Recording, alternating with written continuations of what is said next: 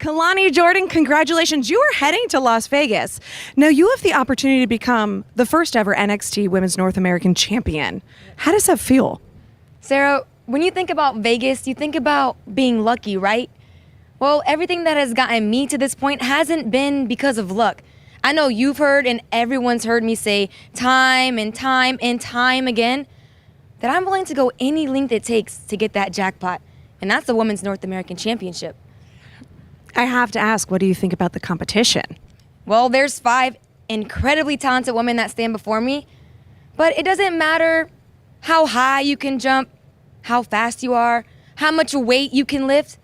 What matters is this: having the heart like Lonnie. So in Vegas, when the deck is stacked against us, we'll see who's gonna fold first. Awesome. Congratulations and good luck. Thank you, thank you.